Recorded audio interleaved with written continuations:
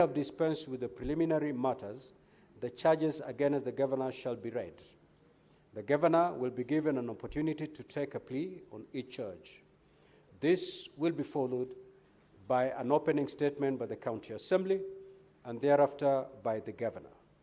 After the conclusion of the opening statements, the presentation of the case of the County Assembly shall commence and shall not exceed 5 hours.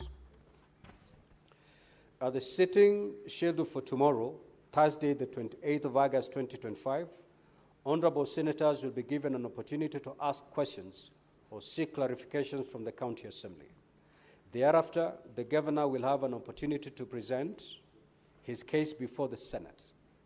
The presentation shall also not exceed 5 hours. Honorable senators will also be given an opportunity to ask questions or seek clarifications from the governor. At the sitting scheduled for Friday, the 29th of August, 2025, the closing statements by the parties will be made for a period not exceeding 1 hour each. The Senate shall then proceed to debate prior to voting on each of the charges. At this stage, a supplementary order paper will be issued to facilitate this debate. In accordance with Article 123 of the Constitution, the County Governments Act 2012, and Standing Order 86 of the Senate, the voting by the county delegations, the voting shall be by county delegations. The governor shall cease to hold office if a majority of the county delegations in the Senate vote to uphold an impeachment charge. If, however, the vote in the Senate fails to result in the removal of the governor, pursuant to Standing Order 87, the Speaker of the Senate shall notify the Speaker of the Kericho County Assembly accordingly. Honorable Senators, ladies and gentlemen, I now invite counsel for the County Assembly of Kericho to introduce the legal team of the County Assembly and the members of the County Assembly of Kericho representing the County Assembly by stating the full name and the designation of each person. Counsel for the County Assembly, you may now take to the floor.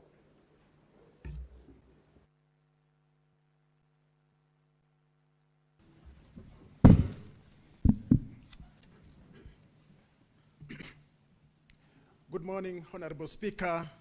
Good morning, Senators.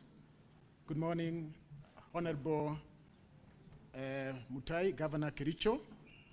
For the County Assembly of Kericho, the representation is as follows: Vincent Kiprono, Joel Wahungu, Elvis Kipkorir, Evans Kiblangat, Victor Kibet, Geoffrey Langat, Brian Langat, Hilary Kiblangat, Elias Mutuma, the Sharon Mibey, who is an advocate and also the Deputy Clerk of the County Assembly, Elisha Ongoya, being the lead counsel, and myself, Kimutai Bosek.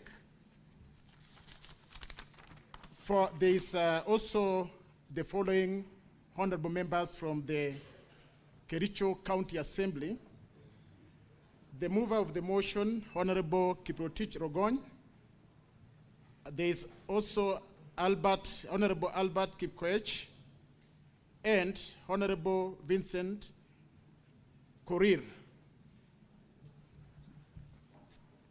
Thank you, Honorable Speaker, sir.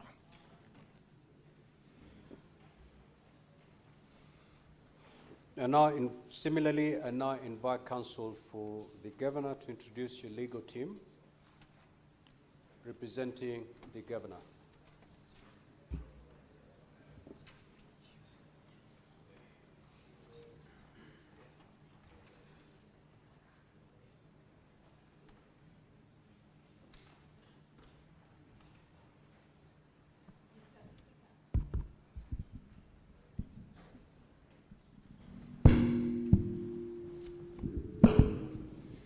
Mr. Speaker, sir, honorable senators, Your Excellency the Governor Kericho County, and my colleagues, good morning. With the permission of my senior colleague, I wish to introduce to you the legal team representing the Governor, Kericho County.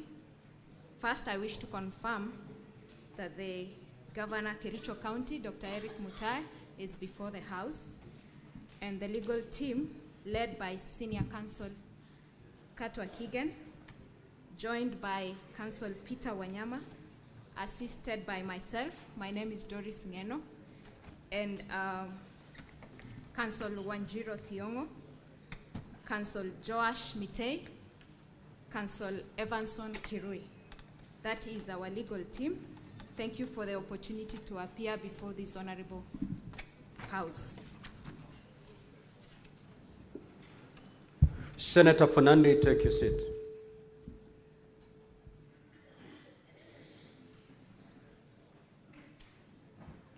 Honorable Senators, on behalf of the Senate, I now welcome the team for the County Assembly, the team of the Governor, members of the public and the media, to the Senate and to these proceedings.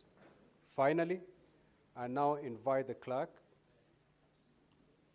to call the next order and thereafter to read the charges against the Honorable Erick Mutai, the Governor of Kericho County.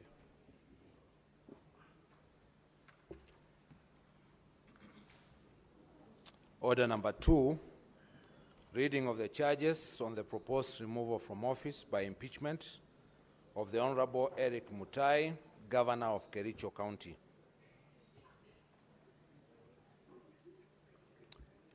The Honorable Dr. Erick Kipkoech Mutai, Governor Kericho County, please take the stand.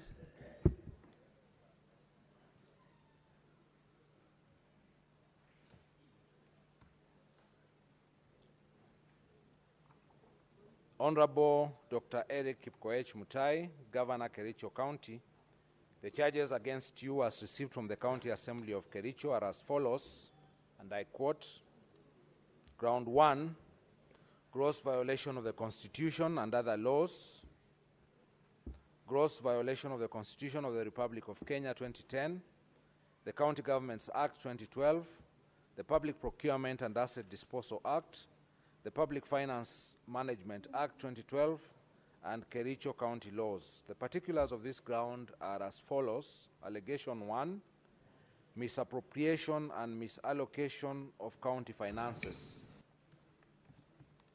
On various occasions since his election as a governor and subsequent assumption of office, the governor has engaged in various acts of gross violation of Articles 10, 183 and 201 of the Constitution, Sections 102 and 109 of the Public Finance Management Act, Cap 412A, and the provisions of the Kericho County Rating Act, number 5 of 2019, as follows.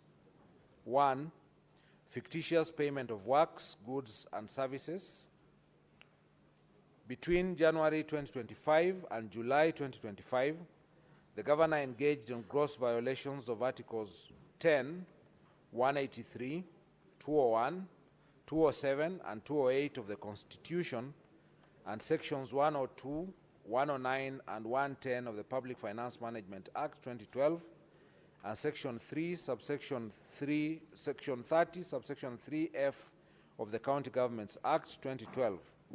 The governor aided, abetted, and or condoned the fictitious payment of goods, services, and works which were neither delivered nor done, occasioning the county loss of Kenya shillings 85,704,522.90 in A, services which were not rendered and or partially done, for example, the maintenance of 15 residential houses in Kipkelion West Sub-County at a cost of 2.99 million shillings.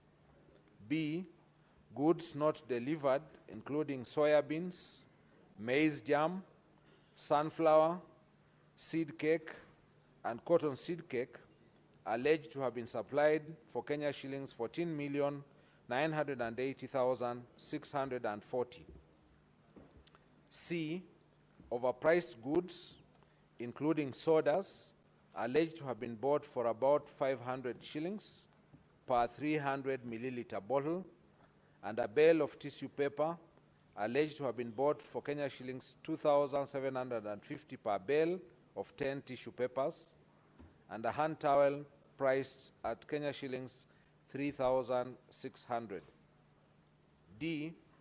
Works, goods and services alleged to have been procured for Kenya shillings 5,172,715 and 60 cents from companies including Mengro Products Limited, Hildama Construction and Supplies Limited, Brisac Construction and Supplies Limited, Prospera Ventures Limited, and IBM Pro Construction Limited without any supporting documents, and E.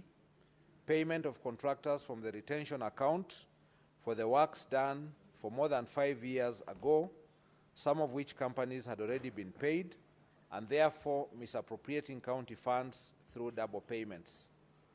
2. Some of the goods, services, and works were procured without following the procurement processes.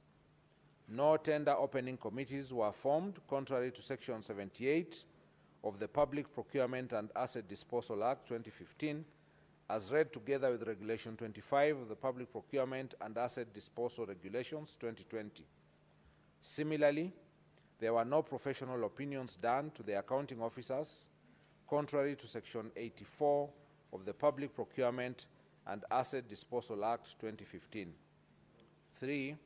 There was deliberate circumvention of competitive tendering of the same goods, services, and works by splitting of contracts to suit the request for quotation method, therefore violating Section 54 of the Public Procurement and Asset Disposal Act 2015, as read together with Regulation 43 of the Public Procurement and Asset Disposal Regulations 2020.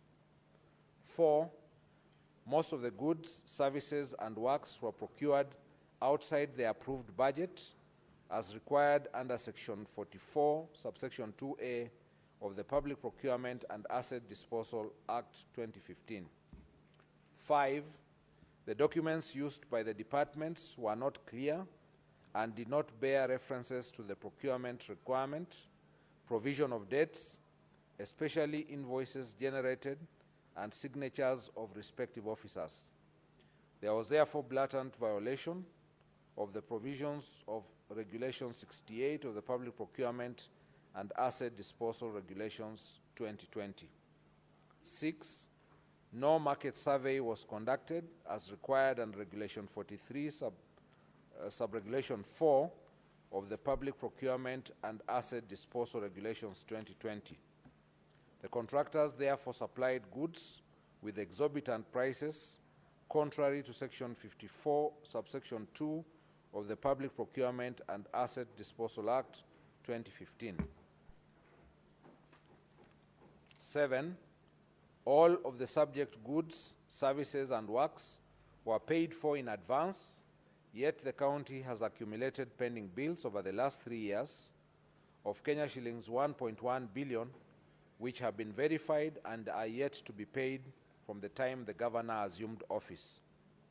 8. The report of the ad hoc committee on the alleged fictitious payments tabled before the Assembly on 5th of August 2024 made pertinent and damning findings and recommendations that point to the deliberate failure to act, neglect of duty, and even conspiracy on the part of the governor, to wit, A. The documents shared with the ad hoc committee by the departmental heads called to testify. C. Documents that were used to process payments bore the signatures that could not be authenticated. Subsequently, certain officers whose signatures appear in the said documents have denounced the documents. D. The gaps highlighted in the report point to serious governance concerns and weak internal controls in Kericho County that the appointing authority, that is the governor, policy makers, accounting officers, and indeed all the officers entrusted to deliver services to the county have failed to do as required by law. E. there was an intention to defraud the county and violations of the Constitution 2010, the Public Finance Management Act 2012, the County Governments Act 2012, the Leadership and Integrity Act, the Powers and Privileges County Assemblies Act, the Public Procurement and Asset Disposal Act 2015. 9. Under Article 179 of the Constitution and Section 30, subsection 3F of the County Government Act 2012, the Governor has the overall responsibility of being accountable for the management and use of county resources. 10. It is a matter of public notoriety that when the whistle was blown on these fictitious payments, the Governor, on 26 July 2025, while attending a function at Kamolok village in Cheboin Ward, rubbished the claims and called for stern action against the whistleblower. This shows someone who is either unaware of the happenings in the county or was deeply involved in the scandal. 2.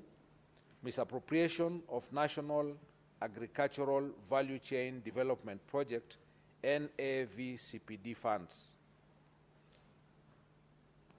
11. On various dates between the year 2023 and 2025, the Governor has violated the provisions of Articles 10, 183, 201, 207, and 208 of the Constitution, and Sections 48 and 159 of the Public Finance Management Act 2012, and Section 30, subsection 3F of the County Government Act 2012, by aiding, abating, condoning, and/or overseeing the massive looting, pilferage, misappropriation, and misallocation of NAVCDP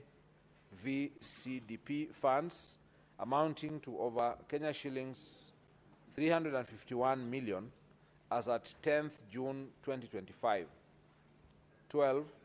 From the report of the Committee of Agriculture, Livestock and Fisheries and Cooperative Management, Tourism and Wildlife on the implementation status of National Agriculture Value Chain Development Project, NAVCDP, in Kericho County, tabled in the County Assembly on 6th of August 2025, the County Assembly received financial support since the inception of the fund. C. It is further indicated in the report that some SACCO received nominal support in kind in form of office furniture and some farm inputs, while others have never received any support. D. Even those SACCOs and farmer producer organizations which received support in kind did not receive delivery notes when the furniture, computers, and other supplies were delivered, and they cannot therefore ascertain the prices, source, and therefore quality of what was supplied. E. The procurement of furniture and equipment under the NAVCDP program was conducted centrally with minimal involvement of key stakeholders. This does not only undermine the principle of transparency in procurement, decision-making, and lack of ownership, but also created room for pilferage and misappropriation of the fund. 13. The office furniture and equipment supplied under the NAVCDP program are largely of substandard quality. There was therefore no value for money and compliance with the Public Procurement and Asset Disposal Act 2015, particularly Section 124, which obligates the procuring entity to select quality and cost-based selection, QCBS method, as the preferred method to be used to evaluate proposals. 14. The manner in which the few projects which were implemented was done shows that they were done without following the project implementation manual published by the World Bank to guide the implementation of the projects. 15.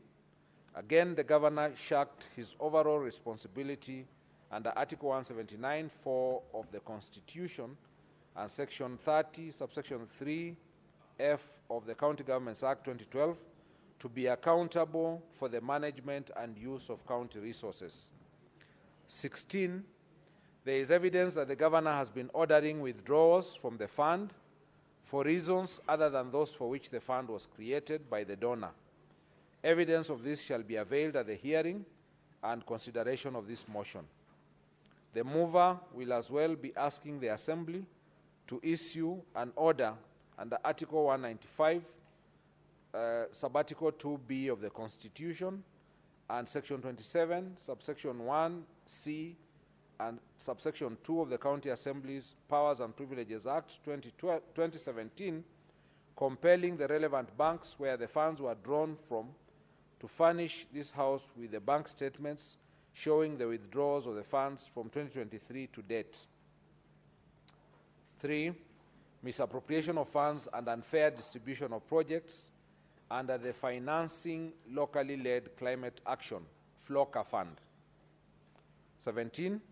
On various dates between the year 2023 and 2025, the Governor has violated the provisions of Articles 10, 179, 183, 201, 207, and 208 of the Constitution, and Sections 102 and 107 of the Public Finance Management Act 2012, and Section 30, Subsection 3F of the County Governments Act 2012, by presiding over unfair, skewed, and nepotic distribution of projects under FLOCA funds, imprudent use, misappropriation, and misallocation of FLOCA funds as follows. A. Skewed and unfair distribution of projects under the fund, with the Governor's home ward, namely Chemosot ward, alone, getting projects worth Kenya shillings 21,701,590, while there are many other wards, not only in other sub-counties, but even in the Bureti sub-county, which have received not a single project under the fund. This nepotically skewed distribution of projects under the fund violates the national values and principles of governance under Article 10 of the Constitution, and in particular, the values of equity, non-discrimination, equality, good governance, integrity, transparency, and accountability, the principles of public finance under Chapter 12 of the Constitution, 102 and 107 of the Public Finance Management Act, which enjoins the Governor to ensure fiscal responsibility and adherence to the values and principles of the Constitution in the management of the county funds.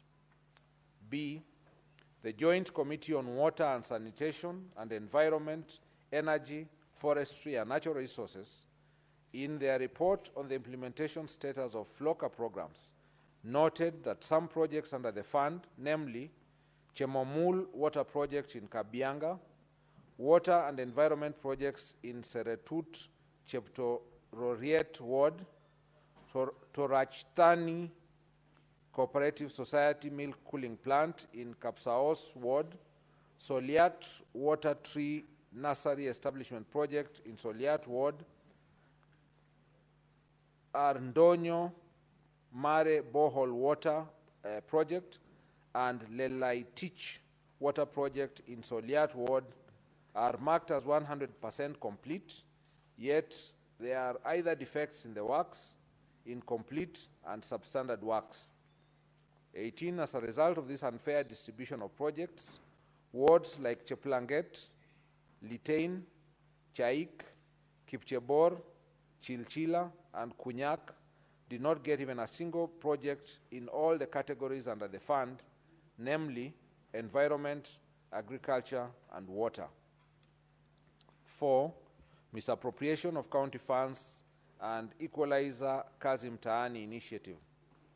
19, on or about 31st of August 2023, the Governor engaged in gross violation of Articles 10, 183, 201, 207, and 208 of the Constitution, and Sections 102, 109, and 110 of the Public Finance Management Act 2012 by launching a program dubbed Equalizer Kazi Mtaani Initiative and drawing county funds towards the initiative without a legislation to anchor the initiative, public participation, prior approval of the County Assembly and the Controller of Budget, and prior approval of the Budget and Appropriation Committee's approval.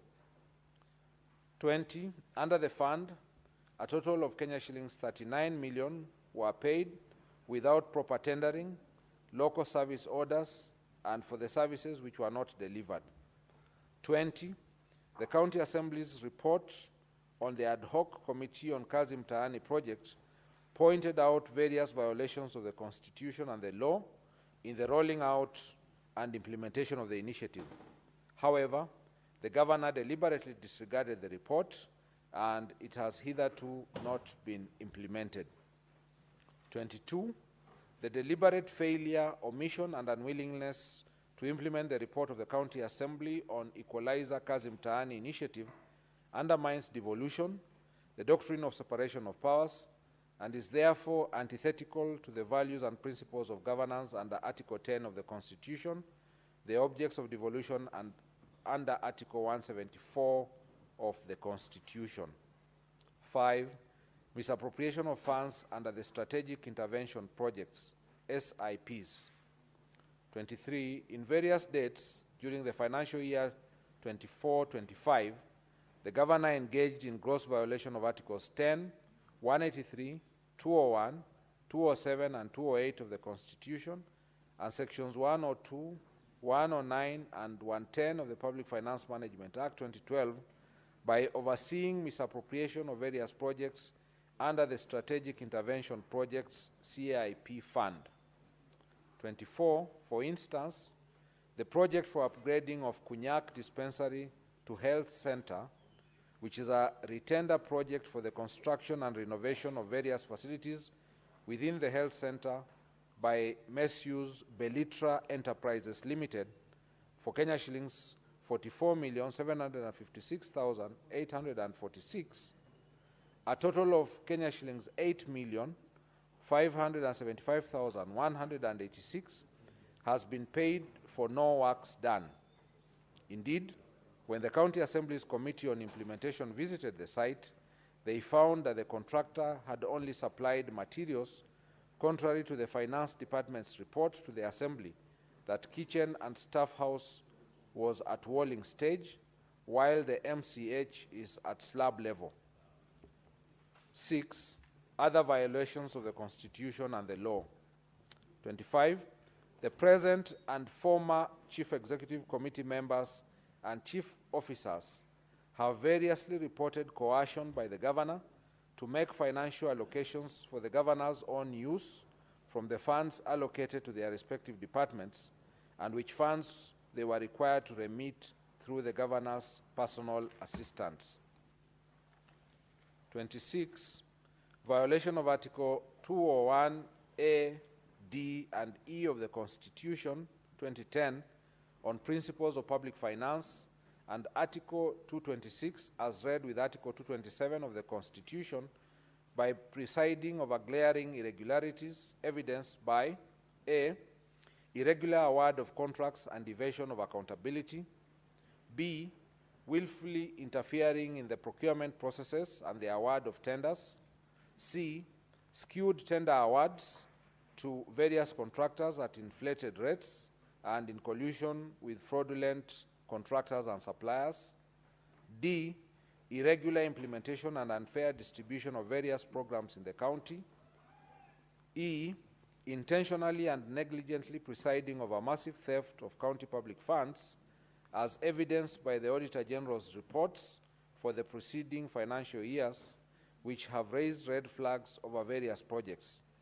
27, on 15th August 2023, the Governor compensated the victims of Londiani accident from the County Emergency Fund to cover up for the funds raised by the public and misappropriated by a committee he had formed to steer the funds drive, and without a cogent explanation of how the funds publicly raised for the victims had been expended. Allegation number 2, misappropriating and or abetting misappropriation of the funds publicly raised for the victims of Londiani accident. 1, on various dates between 4th July 2023 and 9th July 2023, the Governor grossly violated the provisions of Article 10, 73, and 75 of the Constitution and Sections 29 and 34 of the Leadership and Integrity Act 2012 by A, overseeing misappropriation of the funds raised for the victims of the horrendous Londiani Junction accident tragedy, in which over Kenya shillings 9 million of public raised funds were lost. B, reneging on his undertaking to implement the report of the County Assembly's ad hoc committee formed to probe the misappropriation of funds meant for the victims of the accident.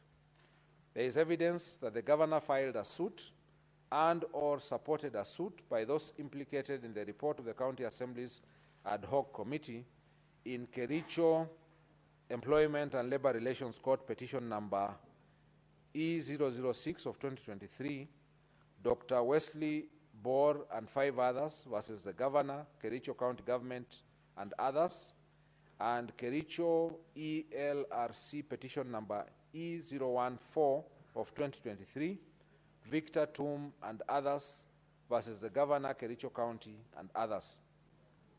C, being personally and directly complicit in the flawed award of direct tenders for service providers during the fundraiser and requiem mass of the victims of the accident. D, the county governor has in this regard committed numerous and various acts in the course of his duties that are contrary to and in violation of the Constitution and the laws of Kenya. These include: 1, the authenticity of various payments made cannot be confirmed. The fact that the exact amount of money expended from the sum collected during the fundraiser points to impropriety and suggests a clear fraud on those whom the funds ought to have benefited. 2, a total of Kenya shillings 13,682,660 was collected at the fundraiser. A sum of Kenya shillings 423,000 was purportedly expended as pastor's facilitation, transport refund, field preparation, lunches and refreshments, printing, publishing, and radio announcements. Other payments that were approved from the fund were Kericho County Referral Hospital, Kenya shillings 2,037,524, Londiani Hospital, Kenya shillings 1,534,190, Supertix Limited, Kenya shillings 2,945,000, Supershine Limited, Kenya shillings 411,000, Raise Hotel, Kenya shillings 100,000, County Commissioner's Fuel, Kenya shillings 300,000. 3, that when Kenyans from all walks of life voluntarily made contributions to aid the victims of the tragedy, it was never intended or anticipated that the funds would be misappropriated with the blessings of the governor, who had a higher calling to ensure the money is accounted for to the last coin and on whom the people bestowed their trust. 4, the governor issued contradictory statements insofar as the use of the funds is concerned. The contradictory statements point to his being complicit in the matter.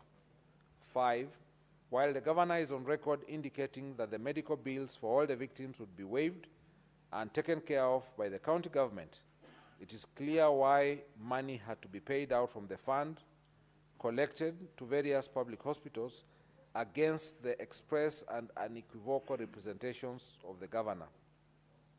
E, by his acts of omission and commission, the governor has grossly violated the provisions of Article 75 of the Constitution, which demands that a state officer shall, whether in private or in public, behave in a manner that avoids conflict of interest between personal interests and public or official interests, or compromises public interest in favor of personal interest.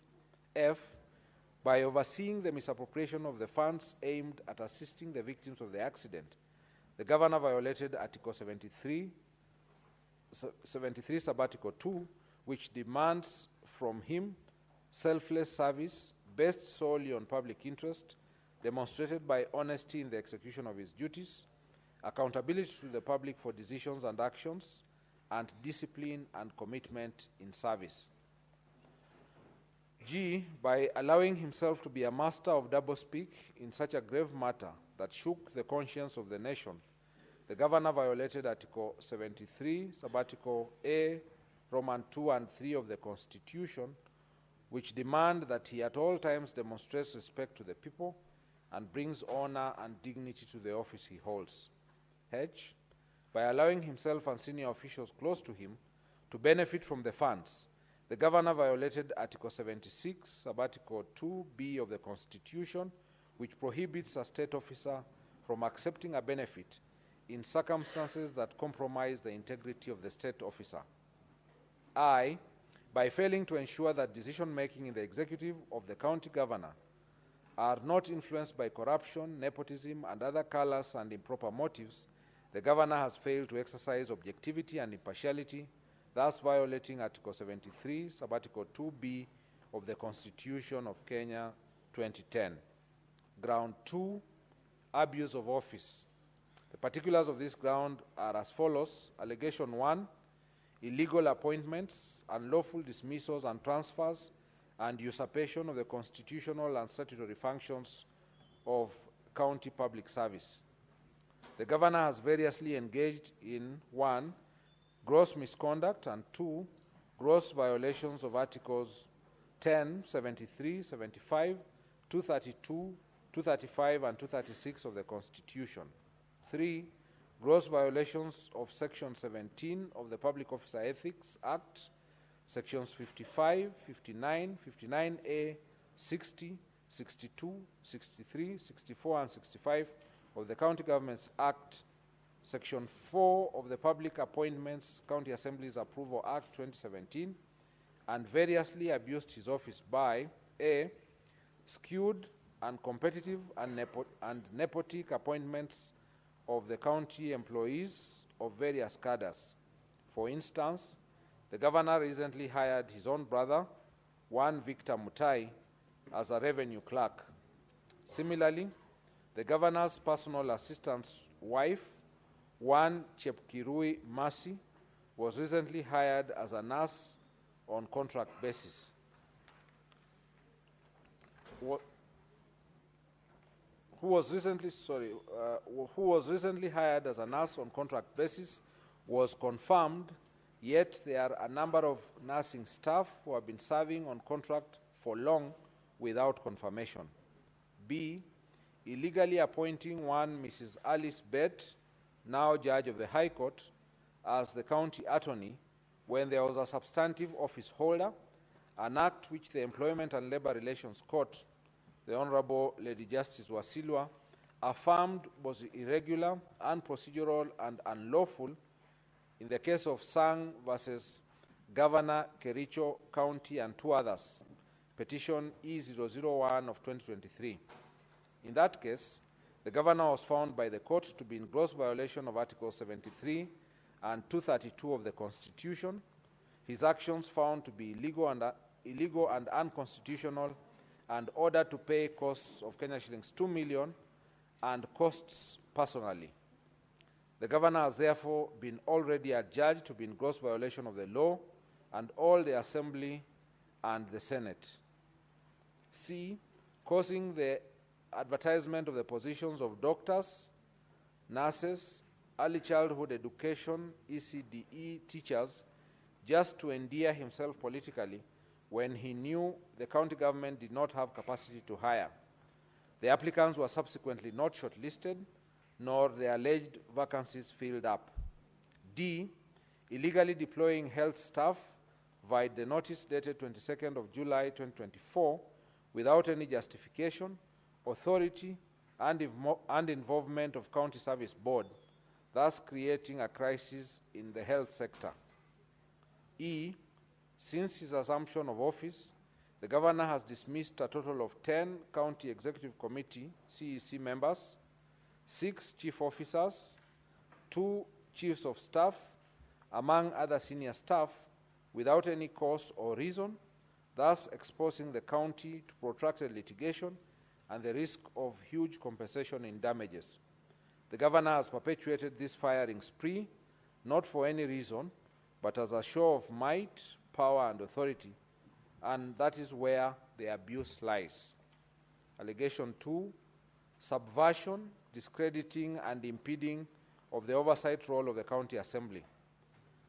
On 3rd September 2024, the governor engaged in 1, gross misconduct, and 2, grossly violated the provisions of Articles 10, 73, 75, 174, and 185(3) of the Constitution, and abused his office by writing to the Speaker, purporting to direct the Speaker on, among other things, the timelines the Speaker should give the chief officers who are summoned by the Assembly for questioning in exercise of the Assembly's oversight mandate. Ground 3, gross misconduct. The particulars of this ground are as follows. Allegation 1, bullying, incitement, vilification of people and county staff. On various occasions, the governor has repeatedly engaged in 1, gross misconduct, and 2, gross violation of the provisions of Articles 10, 73, and 75 of the Constitution, and Sections 29 and 34 of the Leadership and Integrity Act by A, the governor has been operating with impunity as though he is above the law. On the second day of being sworn into office, the governor led a mob to invade a private land owned by one Mr. Josiah Kiplangat Kogo within Kericho town and tore down the fence. The governor has since designated the subject land as an illegal dump site operated by the county government without the consent of the registered proprietor, the National Environment Management Authority NEMA approval, gazettement by the county designating the parcel as a dump site, and in total disregard of a court order issued by the Environment and Land Court in the case of Kericho, in Kericho in ELC petition number E001 of 2022, Josiah Kiplangat Kogo versus County Government of Kericho. The governor has also obstructed the enforcement of the orders by the police administration. The actions are illegal, contemptuous to the authority and dignity of the court and the rule of law, unethical, and demeaning the office the governor holds. Further, as a result of the illegal actions of the governor, the county was condemned to pay the costs. B, none of the dismissed CECs, CEOs, and chiefs of staff and other senior county staff were given fair administrative, due process, and hearing, thus violating the provisions of Articles 41, 47, and 51 of the Constitution. C, the governor has persistently intimidated, molested, harassed county officers who do not sing to his tune, leaving officers jittery and creating an atmosphere of fear, uncertainty, and despondency in the county, and thus creating a toxic work environment. This violates the provisions of Sections 11 and 13 of the Leadership and Integrity Act 2012. D, the governor has persistently used divisive and unbecoming language which undermines the office he holds, contrary to Section 8 of the Leadership and Integrity Act 2012. And E, the acts of the governor enumerated above have collectively brought dishonor and disrepute into the office of the governor in violation of Chapter 6 of the Constitution and the Leadership and Integrity Act 2012. The Honorable Dr. Erick Kipkoech Mutai, how do you plead to the three grounds? How do you plead to ground 1? How do you plead to ground 2? How do you plead to ground 3?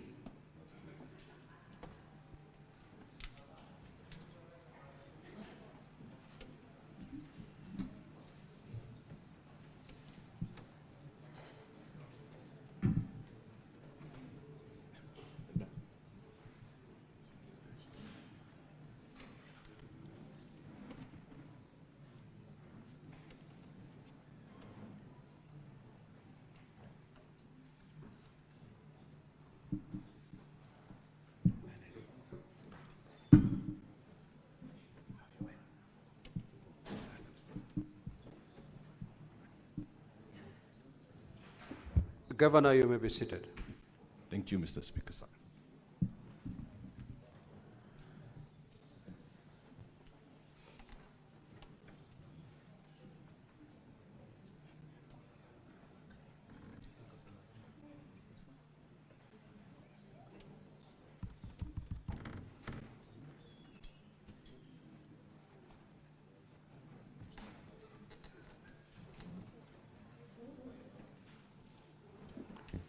Now I'll call upon the County Assembly.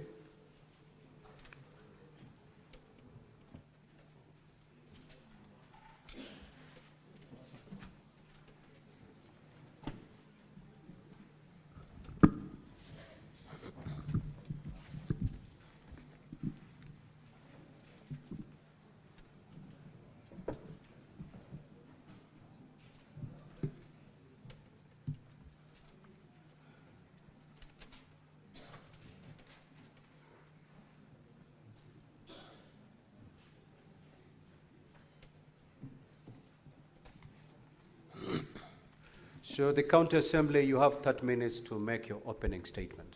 Thereafter, it will be followed by the Governor's opening statement. It will also take 30 minutes. Sorry, Mr. Speaker. Thank you so much, Mr. Speaker. Before we make the opening statement, there are certain preliminary matters that the County Assembly wished to raise.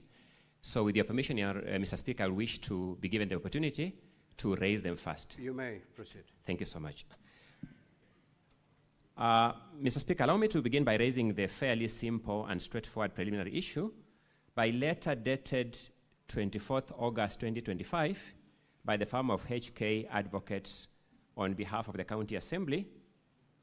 Sorry, the record may not have caught my name. My name is Elisha Ongoya for the County Assembly of Kericho. And I think for members of the Senate on light note, Mr. Speaker, who may wonder whether Mr. Mutuma and I are actually on this side, we may say that the Kabrang rule has placed us this side today. Mr. Speaker knows that better than I do.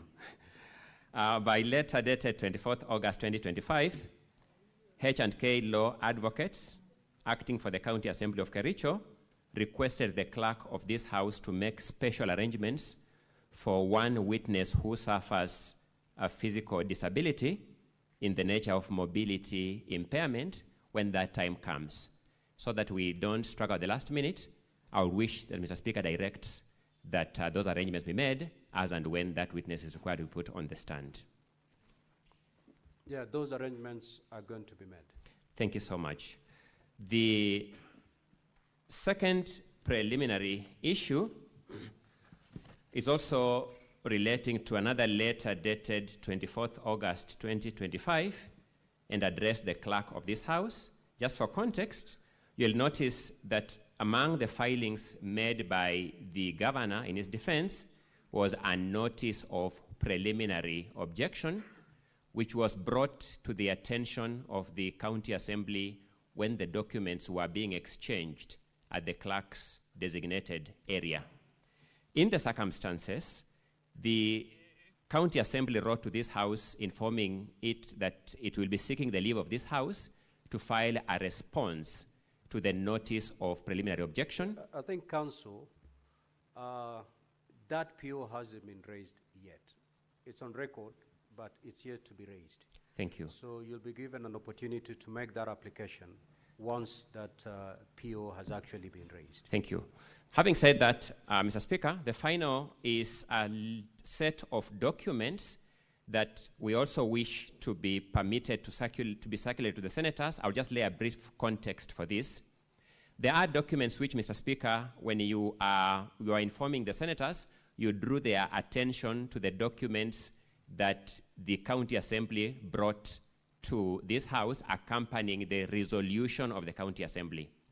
Some of those documents, unfortunately, when we are now preparing the volumes for circulation, because of the number of volumes involved, were omitted among the documents that were delivered, and other documents were also referred to the various witness affidavits, and those documents were also omitted when we were producing the volumes because of the sheer number of volumes that were being produced. If you give me permission, Mr. Speaker, I can then draw your attention to specific documents so that then you can consider whether or not to allow them. You may proceed. Thank you. Mr. Speaker, you'll remember you read among the documents that the County Assembly presented to this Senate as payment vouchers for the Department of Agriculture. You also read payment vouchers for the Department of Lands and Physical Planning. Those documents, although accompanying the motion and duly presented to the Office of Speaker, were not reproduced in the volumes that have been given to the honorable senators. We beseech you to grant us leave to have those documents circulated among the senators. We also have documents that are mentioned in the various witness affidavits, but which unfortunately were not reproduced when the volumes were being made. By name, we have a staff redeployment memo dated 10th January 2025, an internal memo of the county government of Kericho. We have certain printouts of M-Pesa statements that are referred to in the affidavit of Erick Koech. We have the letter dated 21st August 2025 with regard to the report of the ad hoc committee on kazi mtaani, which, Mr. Speaker, you have alluded to. It is referred to in the affidavit of the motion mover. We have certain RTGS payment extracts that are referred to in the affidavit of Albert Koech. We have the termination letter of Enoch Koech that is referred to in the affidavit of Erick Koech. We have an invitation for a meeting with the Joint County Assembly Committee on Water and Sanitation and Environment and Forestry and Natural Resources and Minutes. The committee report of that committee, my apologies, the report of that committee is before this House, but only the invitation letter that was omitted in the course of the photocopying. Then we have bundles of invitation letters dated 18th July 2025 to appear before the ad hoc committee of the County Assembly of Kericho on fictitious payments. Again, the report of that committee is already before this House. So the only documents that were omitted were the invitation letters, which we seek that you permit to be presented to this House so that we have a complete record. Then finally, Mr. Speaker, we have certain photographs and an attendant certificate of electronic evidence. The photographs are referred to in the affidavit of Kiprotich Rogoni, and the certificate of electronic evidence is also in that affidavit, but unfortunately, in the course of mass production of the documents, they were omitted. Those documents, Mr. Speaker, we beseech you to allow the senators to have access to them so that we can have a comprehensive view of the situation. The other documents are the ones, as I alluded to earlier, relating to the answer to the PO. I would suspend dealing with those ones as directed by the Speaker, and I'll deal with them as and when that PO becomes a relevant issue before this House. My learned colleague should draw my attention to something so that we don't waste time. I'll ask him to just present it to the Senate right away so that the Senate can make a decision. Thank you, Mr. Speaker, sir. For record purposes, my name is Elias Mutuma. I just wanted to confirm that the documents that my learned senior has alluded to have already been supplied to Council for the Governor through email yesterday, and physical copies were delivered this morning. Thank you. Council for the Governor, do you have any objections to that request?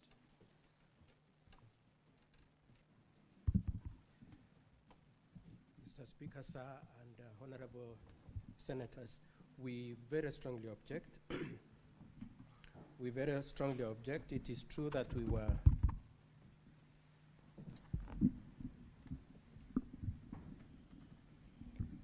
Mr. Speaker, sir, we strongly object to the attempt to introduce new evidence at this point. It is true that this morning, as we were waiting to walk in here, we were served with the documents referred to by my colleague. Mr. Speaker, sir, the first point of our objection is that we will not have had an opportunity to have looked at them and to prepare ourselves to respond to them, considering that today is scheduled for hearing. The second objection, Mr. Speaker, sir, is that you already gave a timetable within which the filings were to be done, and we all struggled to file within that time, including ourselves, who had also equally voluminous documents. So the mere contention that it was voluminous is not good enough a reason. The third objection we have, Mr. Speaker, sir, is that they were not part of the documents that were used during the proceedings at the County Assembly. And for purposes of that point, Mr. Speaker, sir, I wish to make reference to your standing orders, the standing orders for this, for the Senate, particularly the standing order number 20. The standing order is to this effect. In presenting its evidence, the Assembly shall not introduce new evidence that was not part of the allegations against the governor in the County Assembly as forwarded by the Speaker. Mr. Speaker, sir, it is our contention that that standing order clearly prohibits the introduction of this new evidence. It is also our argument that if that evidence had been brought to the Assembly, there is also the possibility that the Assembly could have voted differently. And so, Mr. Speaker, sir, we take objection to the introduction of the new evidence, and we insist that the matter proceeds as per the documents that were filed within the timelines that you had given. Mr. Speaker, sir, I would like my colleague, Mr. Wanyama, to make supplementary submissions on the issue.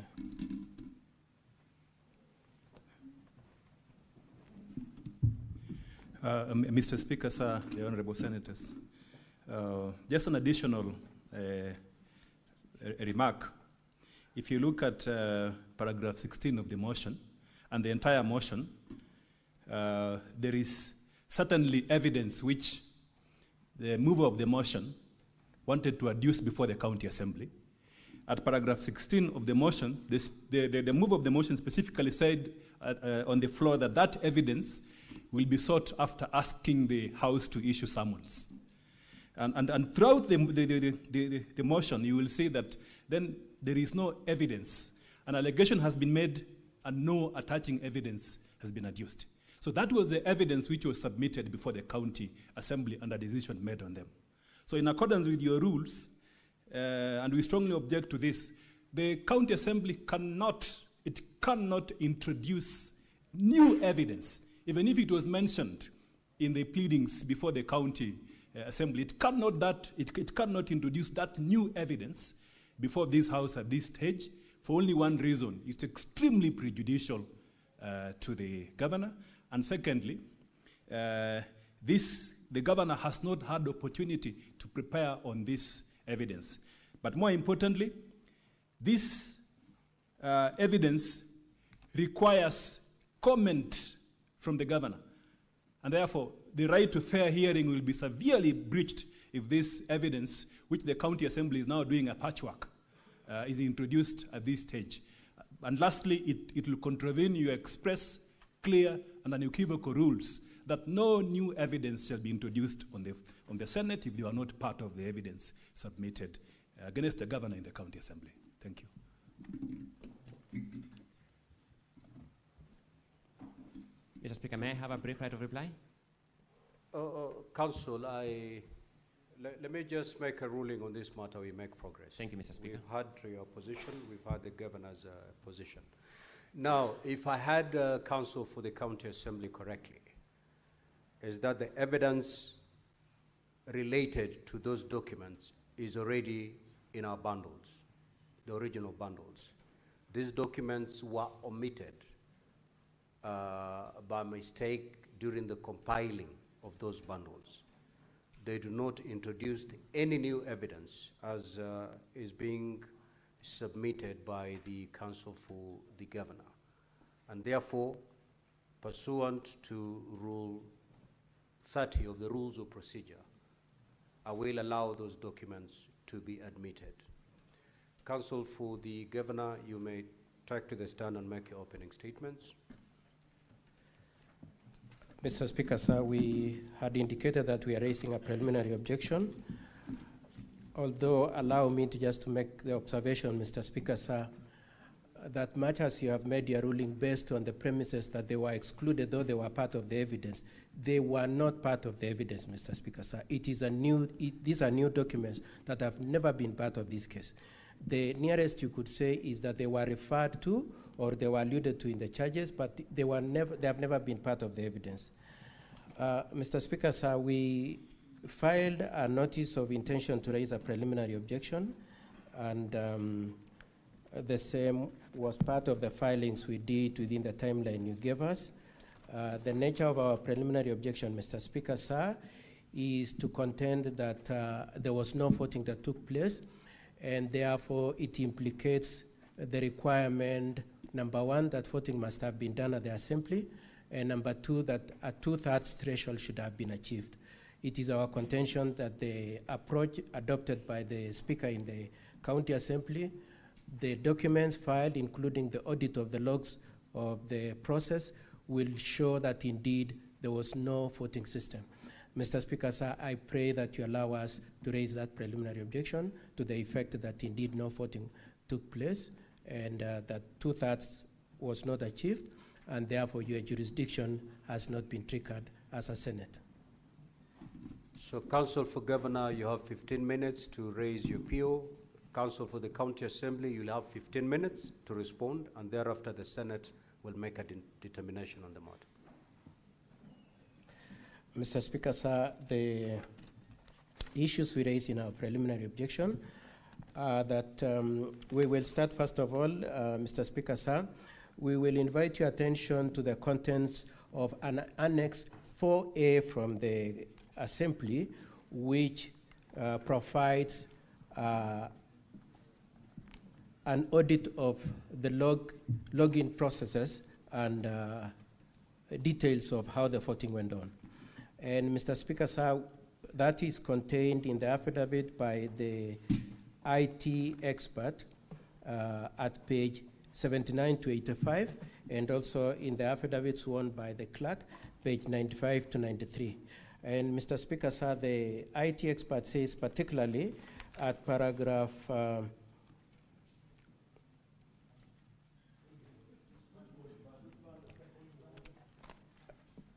it is volume 2. Volume 2. What is your issue, Senator for Nairobi? Volume 2 of the County Counsel Assembly. for Governor, just hold and pause the time for the Governor, please. Yes, Senator Sifuna. No, Speaker, we've been through this process many times, and these are experienced lawyers. Part of the thing they should do before they start is to introduce to the Senate their documents. You can't just refer to documents, and we have volumes upon volumes here. I would expect that Counsel for the Governor start by telling us what his documents look like, and then we can be able to go together. Other than that, you're just speaking to yourself. With respect, Counsel. Counsel for Governor, kindly be guided accordingly. My apologies, Honorable Senators. I'm referring to volume 2 of the County Assembly bundle, and I will be juxtaposing that with bundle Annex 4A, also from the County Assembly bundle.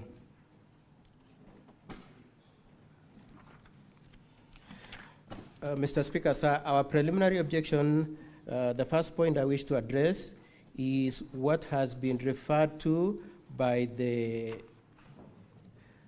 IT expert, and that testimony, his affidavit is at page 79 to page 89. And at particularly page 81, paragraph 10, 11, and 12, he indicates that they have been using certain software for purposes of payments, budgeting, meetings, and so on and so forth.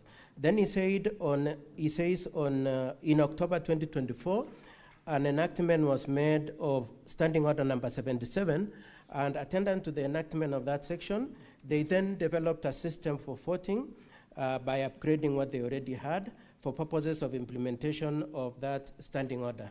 Then he proceeds at paragraph 23, 30, and 31 to say that system is accurate, verifiable, secure, user-specific, and friendly. And Mr. Speaker, sir, that's where our preliminary objection lies. We would like to say, first of all, if it were a specific, if it was tailored to meet the intention of that standing order number 70, the standing order number 70, standing order number 77A requires that in the event an MCA chooses not to vote, then he must be deemed to have abstained. Mr. Speaker, sir, when we look at volume 1 of the Governor's bundle at page 98 to 101, if we could look at that. The Governor's bundle, page 98 to 101 to 106. It is the bundle is pink in color. It will be noted that if indeed it was tailored to meet the intentions of Standing Order number 77, then it should also have complied with the detail of 77.8, which says that any MCA who has not voted should be reflected as having abstained. You will notice at page 98 that the votes reflected in that report says 33 voted and there was 0 abstain. However, when you juxtapose that, if we could go again to the volume 2 of the Assembly's bundle, you will find an affidavit by the clerk of the county assembly at page 90 to 93, and particularly at page 90, at paragraph 17 at page 93, the clerk is very specific that there were 47 MCAs in the assembly on that date. Now, our case is that the 18 MCAs did not vote at all, and we have produced those affidavits. And those affidavits of the 18 MCAs I will provide in a minute. But let me just make this first point I was making, being that if the system that they say was tailored to meet the intention of Standing Order number 77, then 77.8 requiring that it should reflect abstention, then should have reflected 18 MCAs abstained, or in the alternative, if it were to be the case which we contest, if it were to be the case that 33 voted, then it should have reflected that 14 of them abstained. And so that's our first attack on that pretense that there was any voting that happened. It is our contention that just a piece of paper was prepared. The second argument we make is that 18 MCAs did not vote, and the maximum number of votes that system should have reflected should have been 29 votes. And the affidavits that we have produced for purposes of supporting that proposition, Mr. Speaker, sir, are at page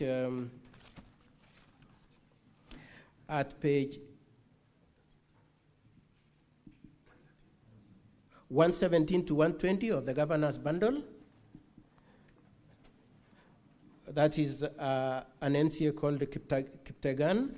Then there is an MCA called Kibet Bozuben at page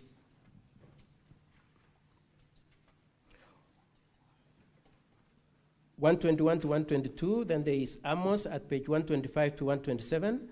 Then there is Edna and Martin at page 128 to 131. Then there is an MCA whose nickname is Broker at page 132 to 134. Then there is an MCA called Gabriela at page 135 to 1. I was just struggling with the 15 minutes I was given, Honorable Senators. Then there is an affidavit sworn by one Gabriela, Honorable Gabriela at page 135 to 137, and an affidavit sworn by all the 18 jointly at page 113 to 116. In the same set of the documents, we have shown how they have already reported to the DCI for purposes of investigation of the impersonation of their votes. Mr. Speaker, sir, may I indicate that all the 18 MCAs are our witnesses, and we intend to call all of them, probably 17 or the 18. And Mr. Speaker, sir, and Honorable Senators, it is our contention that indeed, to the extent to which 18 of them did not vote, the representation that 33 MCAs voted is inaccurate. It should have been only 29 MCAs. Now, Mr. Speaker, sir, we have identified particularly 4 MCAs whose signatures, whose votes were fraudulently captured as having voted in favor of the impeachment. They have said they did not vote, and to the extent to which the report on the voting at page 98 to 106 in bundle 1 of the governor's report purports that the 4 of them voted is a forgery, Mr. Speaker, sir. The other issue which I want my learned friend to highlight is that it will be noted that there are individuals, based on the login audit that the County Assembly has produced, that there were 3 MCAs who voted twice. That is Honorable Rogon Kiprotich, who is the mover of the motion. He voted twice. Not only is it reflected in the audit report, he also is on audio as telling one of the people he voted for that, please let me give you some money in exchange to you indicating my having voted for you. The other one is Honorable Moses Rotich, who voted twice, and Honorable Beatrice Chepkoech.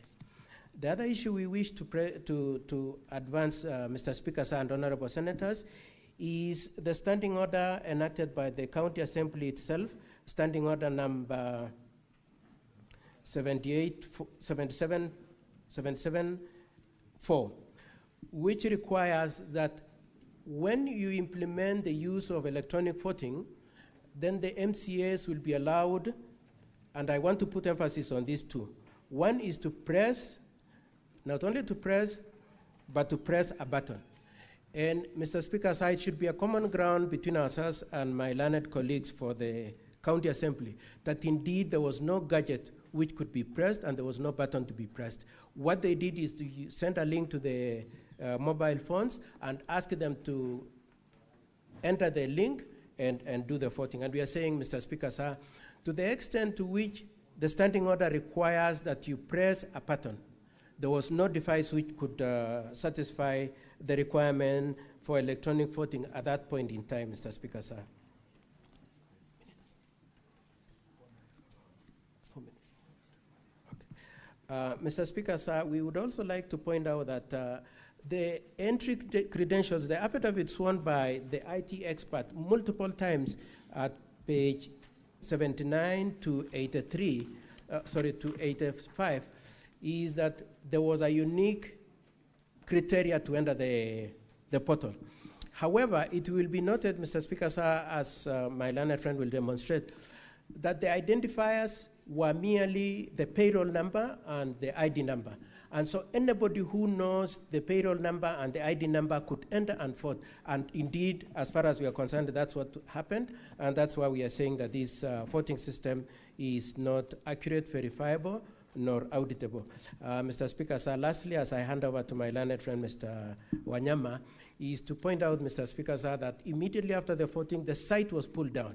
We are meant to understand that in response to our having filed our objection, an attempt was made to set up the same link yesterday. But between the time of voting on 15th of August and yesterday and Monday, the site had been down. Mr. Speaker, sir, and honorable members, we contend that indeed this voting system does not satisfy the requirement that indeed a voting should have happened and that voting should have achieved 2/3 of the MCAs to warrant your having to entertain and determine this preliminary objection. We pray that you decline to accept this motion into your House. Mr. Speaker, sir, I request for 5 minutes for my colleague, Mr. Wanyama.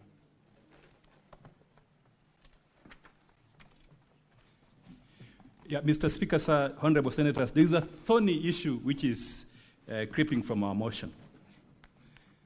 The Kericho County Assembly has 47 MCAs. The documents submitted by the County Assembly show 33 voted in favor of the motion. There are 18 MCAs before this House who say that they never voted for the motion. So outside the legalities, the Senate can determine that question factually by asking all these 18 MCAs whether they voted for the motion or not. Because Section 33, Paragraph 2 of the County Government Act, it's what gives this House the powers, the jurisdiction. So we submit that there is no proper motion before the House. Because of that question, it was not supported by the requisite two-thirds majority as required by the law. And why? Mr. Speaker and honorable senators, allow me to invite you to look at volume A, volume 4A of the County Assembly documents, because this is where the explanation comes in. Volume 4A of the County Assembly documents. Now, the County Assembly said that they used a system. They used a system which they were deploying for the first time in this voting, a system. How would an MCA access this system? You will need your IPPD number, your payroll number, and your ID number to access the system to vote. I myself, yesterday, I attempted to access this system, and I was able to access the system which they had put after pulling it down, and I was able to vote using the IPPD number and the ID number of MCS. The IPPD number is available in volume 4A of the document. Volume 4A of the document, and allow me to just show you the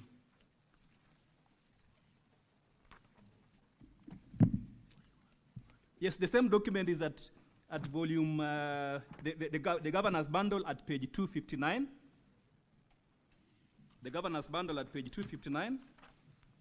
And then from the County Assembly documents, that is page 1 of volume 4A, you will see the ID numbers of the MCS. These ID numbers were the passwords to access the system. The ID numbers were the passwords to access the system. So the ID numbers are here. They are there. Then the username is contained at page 4 of the County Assembly document. Page 4 of the County Assembly document, you will see the IPPD system. The unique payroll number of each MCA. So that's a system which was deployed. Now, this system fortunately leaves an audit trail. It leaves an audit trail. It's a system which, when you extract, it leaves an audit trail for you. So at page 13 of the County Assembly document, their own documents which they've submitted in the House, page 13, you will see the audit trail. You will see the audit trail. Whatever happened to that system, which you could access using your ID number and the IPPD number as an MCA, and anyone could access. And before I go to this audit trail, the persons who could access the system is the clerk, the MCS, and the IT personnel. So the system will tell you the whole story.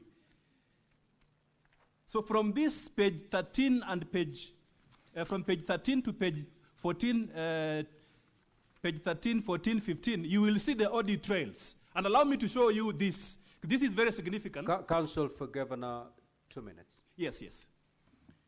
This audit trail will show that there are 3 MCAs who voted twice.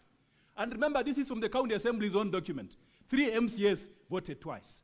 Can I show you their IPPD numbers and their names? Yes. If you look at page 16 of the volume 4A,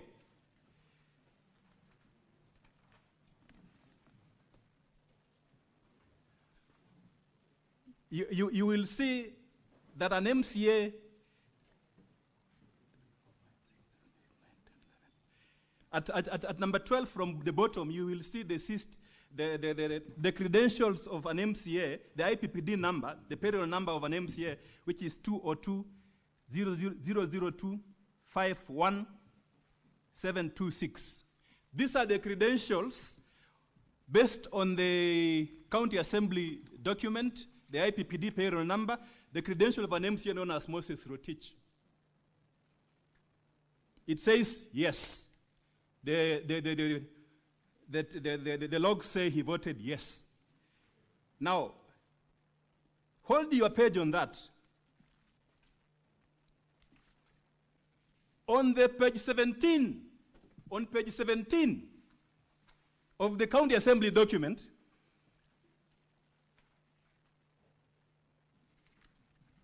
look at the same IPPD number. It is the same, of the same person. Same MCA, Moses Rotich. It is said he voted again, yes. So he voted twice in this system. That is page 17, the first entry on page 17. The first entry at the top there is the same entry. The same IPPD number of the MCA who is appearing on the call logs as having voted twice. That is, it appears at page 16 and page 17. Page 17, the first entry. The second MCA who voted twice is Beatrice Chepkemoi.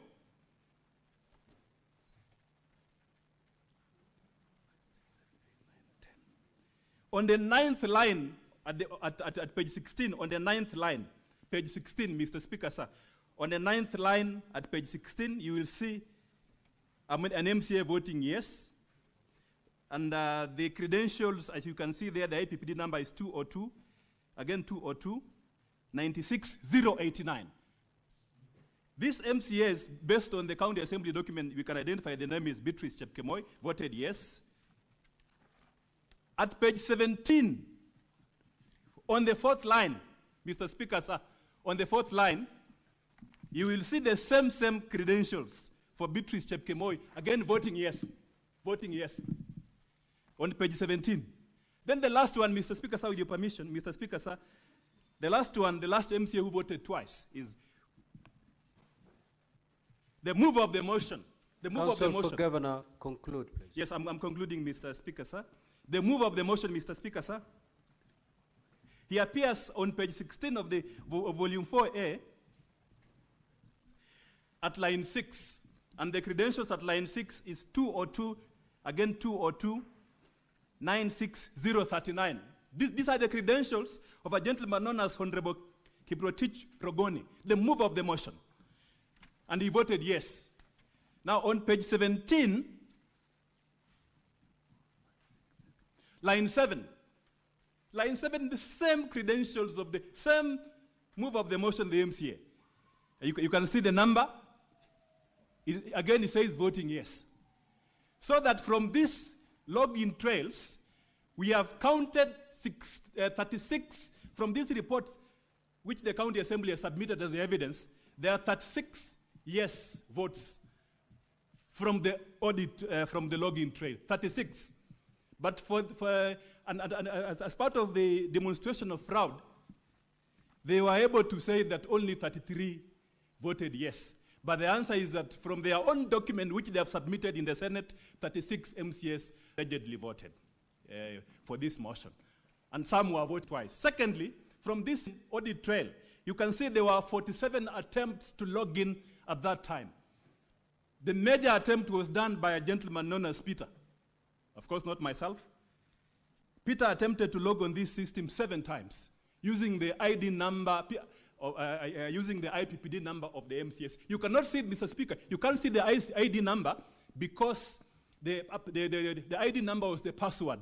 So you cannot see it. Instead, you will see the IPPD number. So you can see a gentleman known as Peter has attempted to log in 7 times. And the login trail will indicate that there were 47 successful login attempts. And then, this is maybe the second last point as I sit down. The technical people, while this system was running for voting, the technical people accessed this system 2 times. And allow me to just point out the last one at page 17 down there. At page 17, the second last entry on page 17, you will see log user admin. It's the same log user, then accessing the system again at the end of it. And then at page 15, because this is in the middle of voting, at page 15, line 4, you will see the admin accessing the system. So our point is that, and then if you do, Mr. Speaker, if I have time, I will tell you, I'll actually show you that there are some MCS who, or not really MCS, persons who were able to access the system because the voting duration was between 14 and 45 seconds. You log in, it shows that you have logged in, then you log out. For between 14 and 45 seconds. But there are some persons who access the system for more than 2 minutes. They just logged in and then they were there throughout. We're wondering what they were doing in the system. And then lastly, there are persons, if you look at page 13, when the voting is now about to come to an end, at entry number entry number 7, you will see an MCA who had voted, but then accessed the system. You can see a login attempt. They have accessed the system. And then they never left the system. So the question that we are asking is really peremptory as I wind up my submissions on this inquiry. Is this system secure? Is this system based on this evidence accurate? We have an affidavit of an MCA who said that someone else voted for him. If I, as an advocate, can access the system and vote, so what about persons who have knowledge to the system, including the user developers? They say this system was developed by the IT department internally. And remember, it was being used for the first time by the county assembly on a very serious matter which has heavy constitutional implication. That is the impeachment of a governor. So we are asking, is this system accurate? Is it verifiable? So in our submissions, and we conclude this by saying, because we have laid basis of fraud, a fraudulent pattern by the persons who are in charge of this system, and because the 17, 18 MCAs are here, this Senate, being a house of record, has an ultimate responsibility to inquire on that question now as part of the preliminary inquiries and vote on it. Ask all these MCAs.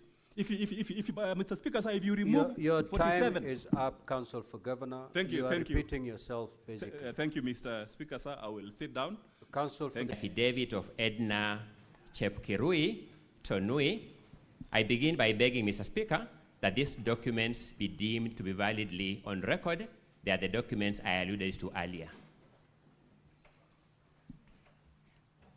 Having said that, I begin by saying that if you look at the written notice of preliminary objection, there are two elements of the objection that my learned colleagues for the governor have either abandoned or not alluded to specifically, alleging violation of a court order and reintroduction of the motion, because they have not argued it. Counsel for the County Assembly, respond to the PO, not the proposed PO. Thank you so much, Mr. Speaker. I'm comfortable with that. I'm comfortable with that. Thank you so much, Mr. Speaker. Having said that, allow me then to start with the issue that Mr. Wanyama, learned counsel, raised here by saying he personally logged into this system and voted. That qualifies him to be a witness who needs then to demonstrate to this House how he logged into this system and how he voted, and therefore be a proper subject of anything short of that, Mr. Speaker, distinguished senators, is nothing more than mere and I beseech you to treat it as such. The second issue, Mr. Speaker, is on the allegation of the logs that you have just been taken through. And I wish to spend just 1 minute. It's amazing how sensationalism can arise. But if you go to page number 13 of volume 4A of the County Assembly's documents, the audit logs run from page 13 all the way to page 17. And allow me to demonstrate why you cannot determine this objection on the grounds raised by my learned colleague, Mr. Wanyama, by referring to a decision of the High Court on a similar issue. This Senate impeached another governor called Governor Mike Sonko Mbuvi Gideon Kioko, and an issue of electronic voting arose in that matter. When that matter went into the High Court, there was a petition number E425 of 2020 that was considered by the High Court, and the judgment is publicly available on the National Council for Law Reporting. At paragraph 169 and 170 of that judgment, the three-judge bench of the High Court observed, and I quote, The court is now left with two separate sets of affidavits that present contradictory positions. On the one hand, some MCS aver that their login credentials were forged. Same thing you are hearing here, and that they never participated in the voting process on 3rd December 2020, and even went to the extent of making a report at Kwale police station. Same argument you will hear here. On the other hand, 20 of the same 39 MCS swore affidavits for the governor. 20 of them swore fresh affidavits on 4th December 2020, stating that they willingly voted on 3rd December 2020. You will find the same scenario in this case before you. Same scenario. The Hansard, this is the High Court saying, which is the official record of the County Assembly, shows that 90 MCS voted in respect to Honorable Ogada's motion. In view of the contradictory averments by some of the MCS who are alleged to have been in Kwale, coupled with the lack of any expert in the alleged hacking. Let me stop there by demonstrating that Mr. Wanyama is a lawyer like me. He's no expert in ICT. He will on the functionality of ICT. Coupled with lack of evidence to support the alleged hacking, we find the petitioners did not establish that the 2/3 statutory requirement for the impeachment of the governor was not met. Having said that, let me go to the logs at page 13 to page 17. These are logs in a system, in an ICT system, and yet what you have before you is a print out of those logs. It means one must copy the logs, then print them out. That's the only way we can present the evidence of the logs here. Otherwise, this ICT expert has put the link in his affidavit, and when he takes the witness stand, when the trial starts, he will demonstrate to you how this system works, and you will see the logs themselves. But to give you a print out, which is a requirement of the rules of procedure, one has to copy the logs and put them here. And therefore, if the logs are copied twice, it does not mean that somebody voted twice. Allow me to take you through the exact entries that my learned colleague, Mr. Wanyama, has alluded to. At page 16 is a log called at 15th of August 2025 at 19:25:29 hours, 7:15 p.m. and 29 seconds. He alleges that there is a vote cast by that IPPD number. And you go to page 17, you see where he's alluding to at the first line, 15th August 2025 at 9:15:29, vote cast by that IPPD number. Let's look at the next log. The next log, 15 August 2015, 19:15:26. Let's go to the corresponding log on the following page, 17, 15th August 2025, 19:15:26. The same hour, the same minute, the same second. Go to the third entry, senators. This is 19:15:23. Then you go to the following log, 19:15:23. Failed log. You see the same entries of the same IPPD number by the same person at the same hour, same minute, same second. This is a product of the copying of the logs for purposes of printing. It is not the logs in the system. It's how when you copy the log to print, you can copy twice. The results of this election, which my learned course will notify, are at pages 21 to page 26 of volume 4A. My apologies, not 26, 28. The results are at pages 21 to page 28. And if you go to page 22,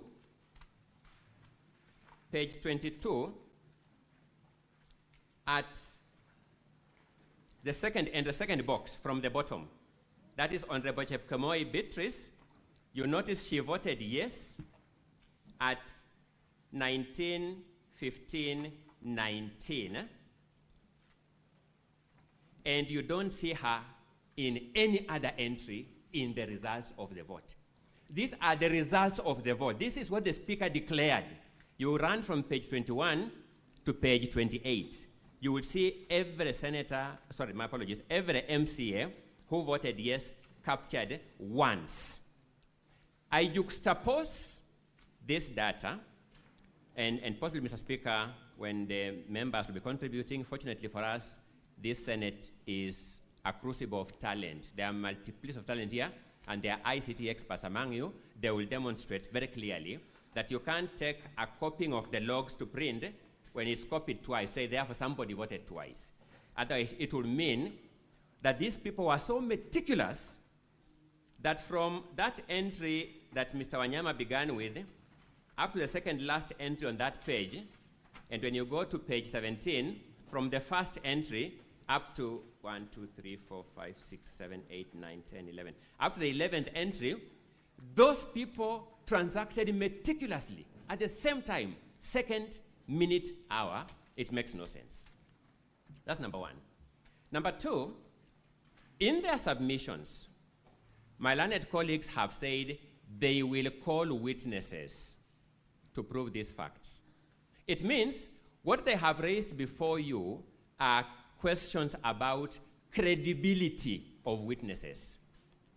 The forum for testing credibility of witnesses is in the trial itself, so that this ICT expert will take the stand, take you through the procedure, take you through these logs and field questions, and then you'll be able to test the credibility.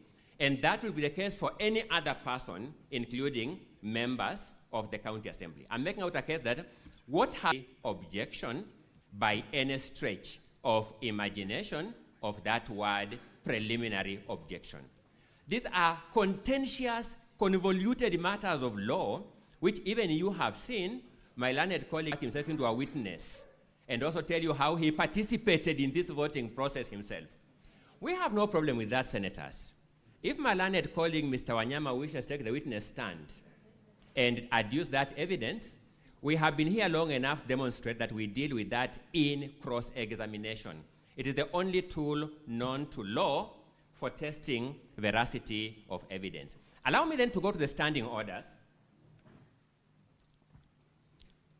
Standing order number 77 of the Kericho County Assembly standing orders is the operating standing order for this process. I will also briefly allude to standing order number 83. Standing order number 77 provides that unless the Speaker, for the convenience of the Assembly otherwise directs, voting on a division in the Assembly shall be by electronic voting.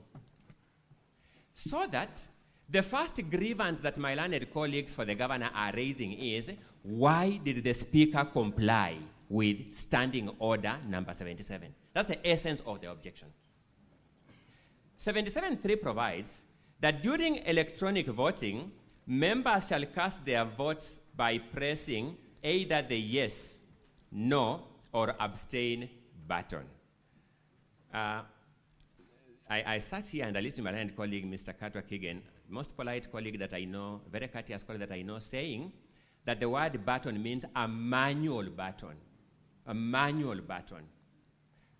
Technology has evolved.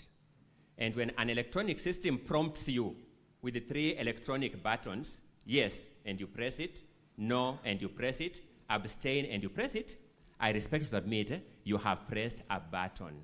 So partly, again, this objection was based on a very manual understanding of the word button. And I don't know how much more I can say about that, but I think, Mr. Speaker, senators, that's the best I can do. To say that because Kericho County Assembly has technologically advanced, that people can press electronic buttons as we do with our M-Pesa smartphones, we admit yes or no or cancel without pressing a manual button, or as we do in our ATM machines. The ATM machine prompts you. You select bank statement, select withdrawal, select electronically on the screen. To say that because Kericho County Assembly is at pace with that technology, we must therefore fault it. it will be a sad day in the history of governance of this country if we reached that verdict. So, senators, you have been told that certain MCAs have sworn affidavits distancing themselves from the vote. We have demonstrated that this is not a new game in town. Number one, in the Mike Mbuvi Sonko case, that happened. The court determined the Hansard is the authoritative source of information. The only way to counter that is when those witnesses come here in the trial itself and their evidence is tested. But number two, when you finally look at volume 7A, this is an affidavit of one of the said 18 MCAs denying swearing those affidavits that the governor has brought before you. One of them sworn an affidavit is here before you. Distinguished senators, can we resolve this matter without putting the actual people on the stand at the trial to resolve that matter? I submit respectfully that's impossible. Mr. Speaker, I know my time is up. May I just get 2 minutes to sum up my argument? Mr. Speaker, my apology, my time is up. I want to just get some 2 minutes to sum up the argument. 2 minutes. Thank you so much, Mr. Speaker. So, Mr. Speaker, what are we saying? Verifiable and accountable system of voting than a system that generates this kind of audit trails. So you can't fault a system that can generate this volume of audit trails and say it is faulty. Number two, you have been told that these MCAs are not technologically advanced and could not vote. Pages 1 to page 3 of that volume 4A is evidence of Kericho County Assembly buying for these MCAs laptops to technologically enable them way back in September 2024. Way back in September 2024, and therefore the Assembly has done its part. What is the correct approach to this objection, Mr. Speaker? I suggest that, Mr. Speaker, the matters raised in this objection be subsumed in the trial.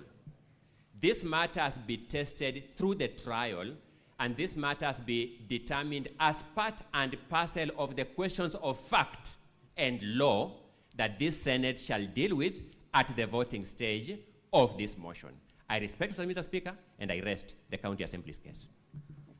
Counsel for the Governor. Now, Honorable Senators, pursuant to Standing Order 34-2A, I will allow not more than 15 minutes from 1 p.m. to enable the Counsel for the Governor to respond to what has just been submitted to by the team from the County Assembly. You may proceed. You have not more than 15 minutes because the House must rise at exactly 1:15. You need not take the entire 15 minutes. You may proceed. Mr. Speaker, sir, the first point we wish to observe is that in response to our preliminary objection, one of the issues we raised in our preliminary objection is that the entry credentials, being the use of an ID number as a password and use of payroll number as username, has not been contested. And the emphasis in it is that those two particulars are publicly available.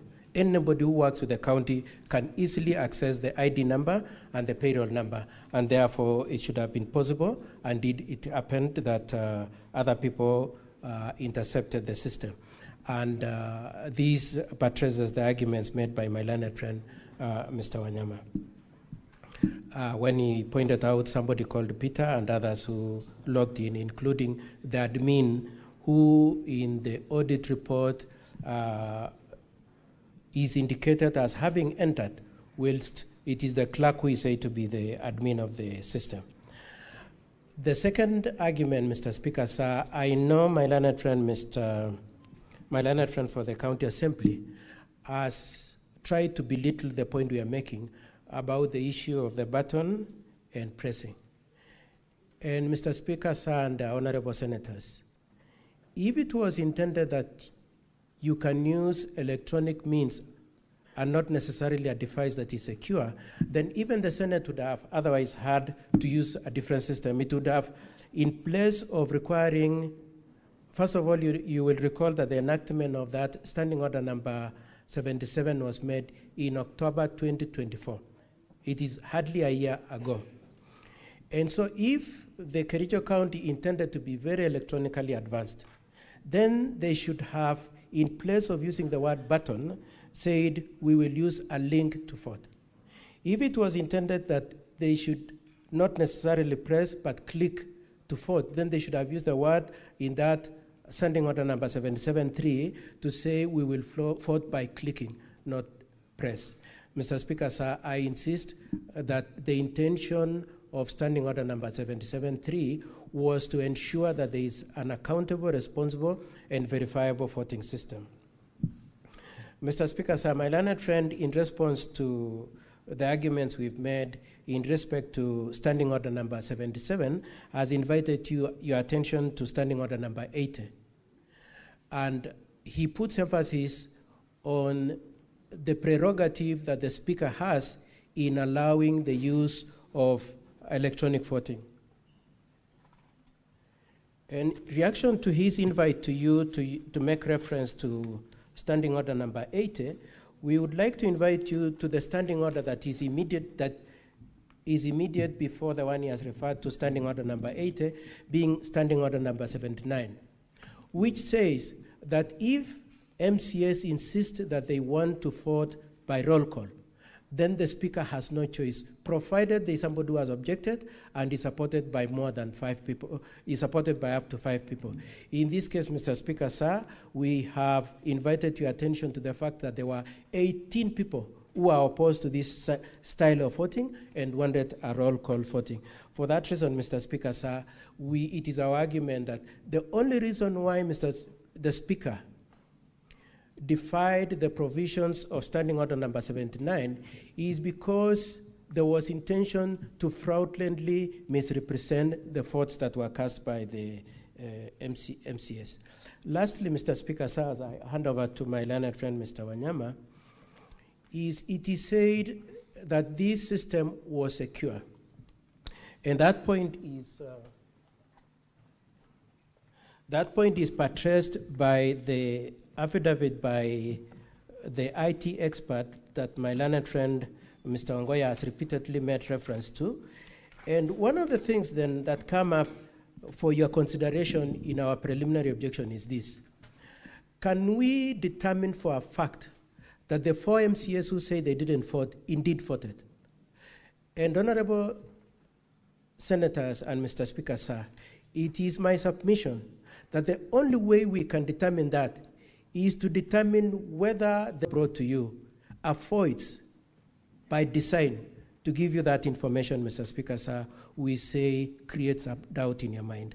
In closing my part of my submission as I hand over to my learned friend, Mr. Speaker, sir, this is our argument, that indeed there was no voting, and therefore the threshold of 2/3 was not achieved. But as a rider to that argument, Mr. Speaker, sir, and honorable senators, it is our argument that even if, as my learned friend says, there is a possibility that this system was okay, if there is doubt in your minds that indeed this system might not have been foolproof, if there is doubt, that is enough reason for you to decline entertaining and determining this motion. For all those reasons, Mr. Speaker, sir, and honorable senators, we pray that you reject this motion on the basis that you are not satisfied that indeed there was a motion that was properly considered, that it was properly voted for, and that the purport that there were 33 MCAs supporting the motion has been achieved. That's all, Mr. Speaker, sir.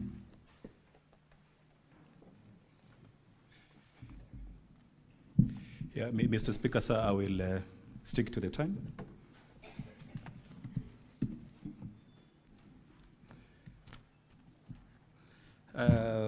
Just in quick rebuttal, I would like to invite the honorable senators to look at the governor's response at page 113. My colleague, Mr. Ngoya, talked about one MCA. That's the governor's response, page 113. The governor's response, volume 1, at page 113. The governor's response, volume 1, at page 113, because ultimately for the Senate to determine that the motion is properly before it, it must be satisfied on the threshold. From the 47 MCAs in the county assembly, at least the threshold requires that 32 of them vote in favor of the impeachment motion. Now, at page 113, it is true what Mr. Ongoya has said, that one MCA has sworn an affidavit. Principally, they jumped ship, swore an affidavit saying that they didn't meant what they said. But there are 17 other MCAs who have evidence in support of the PO at page 113. 17 MCAs. Ultimately, this is a process that follows the law. The Constitution is the Senate is a house of record, house that follows the Constitution, follows the law and the standing orders, and looks and listens to the evidence. So what is the evidence that I am showing you here? At page 115 is the evidence of 17 MCAs who have said they never supported the motion. So what does it mean?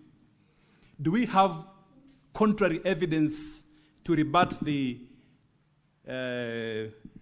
cogent allegations by these 17 MCAs? If you do a quick calculation, minus 47, minus the 17 from 47, how many numbers do we have? We have 30. Does 30 meet the threshold in section 33, 2 of the County Government Act? The answer is definitely not. Do we need to wait for this question to be subjected to trial the way Mr. Ongoya has invited? The answer is no. The evidence is before the Senate to determine the issue. What about the logs? We are relying on the logs given to us by the county assembly. They are the ones with access to the system. They printed it out and submitted to the Senate. We are simply relying on it, and we have pointed out more than 10 mistakes on the logs. Why can't they just do impeachment on the right thing? Why are they hiding in technology, trying to manipulate the votes for purposes of achieving an objective which the Constitution requires a very high threshold? Just to finish, Mr. Speaker, sir, we have also audio evidence, KB1, which we request that when you retire, you can have opportunity to look at it. That is KB1. It just fortifies this fundamental point that we have a problem on this matter that is before the Senate at a threshold question. Mr. Speaker, sir, asking if we can.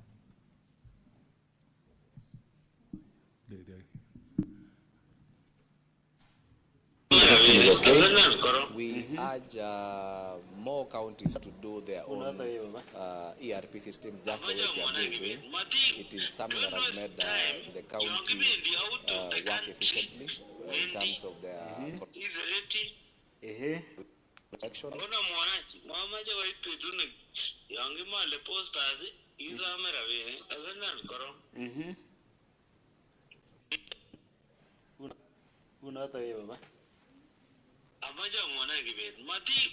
Don't waste time. You're giving out of the country, Wendy. Your Honor, the screens, Mr. Speaker said the screens are off. There was a transcript. Yeah. Don't waste time.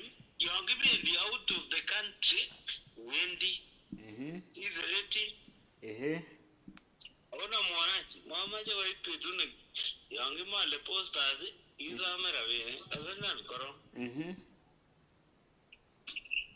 Utani in a bread, sign an affidavit corona, I bet. In fact, Ramuja Demone, 200,000. Imagine, and I went. You would have that. Are you really want to buy? What are you all off for? Dubai, Muti, much again, Mamma. Ami there's some guys. I make lock you quick. Marching it or yeah, my John. Policy, because I give it no more. I just bruised Kura Jana. We will go, eh? I'm using it because of you. Poto kura anda nyune. Yeah. Are go impeaching governors. Yeah. Yeah. Come arorun. Yeah, thank you, bro. Come alini. Nduti. You are defending a governor, the give Sarta.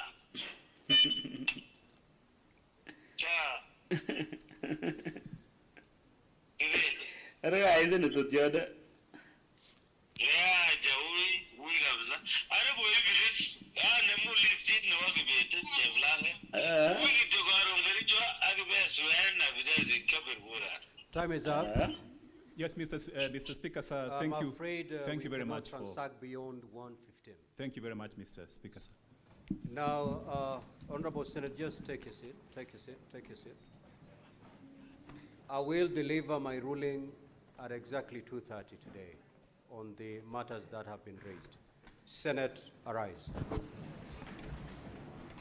Honorable Senators, it is now 1:15 p.m. time to adjourn the Senate. The Senate therefore stands adjourned until today, Wednesday, 27th of August 2025 at 2:30 p.m.